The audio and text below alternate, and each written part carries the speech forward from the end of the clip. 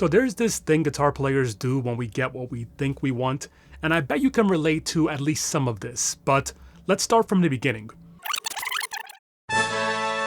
Growing up, I of course loved guitars, but most were out of my price range, so I played what I could afford. And living in the New York City area, we don't buy cars as teenagers. So all of my travel to and from lessons and gigs was on trains and buses. These two factors influenced my dream guitar desire. Some people imagine having a Joe Bonamassa or Steve Vai style guitar collection.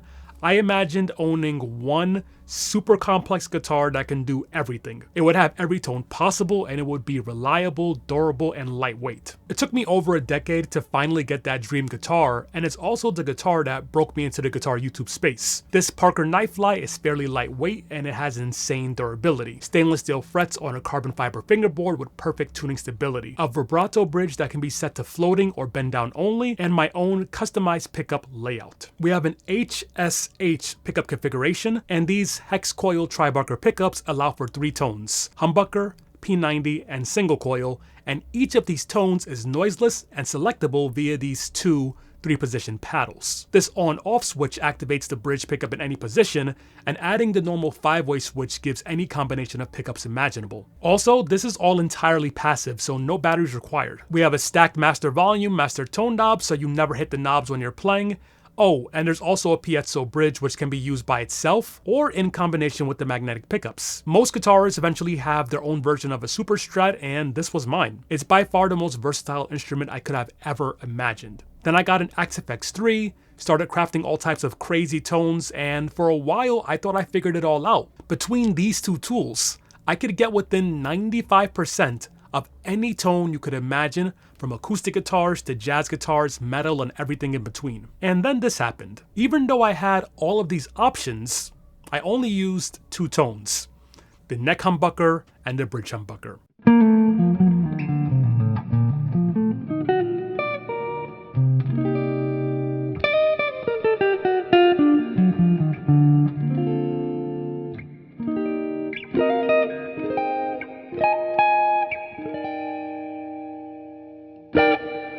And eventually, my Axe-Fx 3 rig also stopped evolving. It became compressor, tube screamer, amp, delay, reverb. And most of the time, it's just amp and reverb. And the more time I spent with my standard tones, the more I started to feel like 95% perfect isn't enough. Now let me be clear, I'm still happy I have this guitar. I love it. I put a ton of hours of practice on it, and it's still awesome. It also taught me a lot about what I really want in a guitar. It's like if you had a great romantic relationship, but then you realize that person is just not the right match for you. It's me, not you. And this happens to a lot of us when it comes to guitar gear. When we stop focusing on one guitar that can do everything 95% perfectly, we start looking for the one guitar that can do one thing perfectly. I started to really crave that humbucker tone I hear in my head, inspired by my favorite players. But first, I went down the ergonomics rabbit hole. You've seen me try Strandbergs, Kleins, and so on. But my favorite design from the ergonomics journey is this Abasi Concepts IMI 6. The only thing I didn't love about this guitar was the single coil pickups, since we learned in the last journey that I'm a humbucker guy. So I put a pair of single coil sized humbuckers in this guitar. It sounded fantastic, but it still didn't sound like that humbucker tone I heard in my head. And then I put these really amazing PRS humbuckers in this guitar, and it sounds fantastic.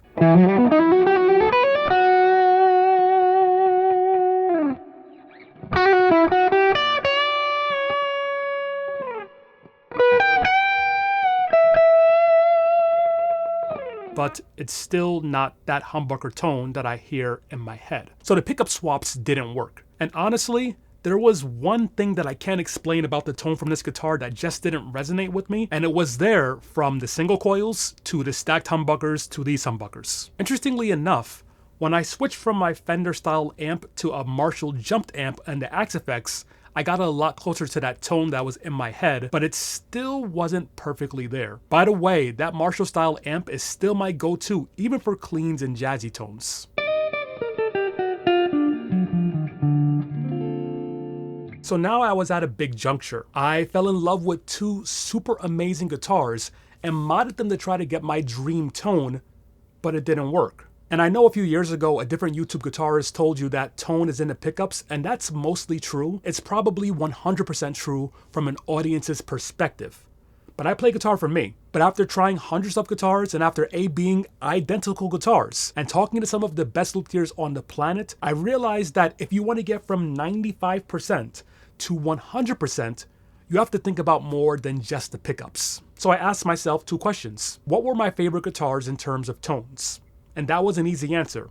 The PRS DGT SE, the McCarty SE, and my Carvin Allen Holsworth. All of these are dual humbucker guitars with medium output pickups, and they all have maple tops and mahogany bodies. And 2 of the 3 have a scale length under 25.5, and those 2 were my favorite of the 3. And then I asked myself question 2, what are my favorite tones from guitar players? Jeff Beck, especially early Jeff Beck, Pat Martino, Carlos Santana, Mike Bloomfield, Duane Allman, Gary Moore, Slash, Randy Rhoads. All of these guitar players are very different from varying genres of music, but there is a thickness, a roundness, a fat mids thing that each of these guitar players' tones have. I love Stevie Ray Vaughan and I love Richie Kotzen, and they have beautiful tones, but they don't have that tone that I hear in my head for me. And I didn't know this before, but that long list of guitar tones that I love, most of them come from Marshalls, which I coincidentally figured out by myself without knowing it. So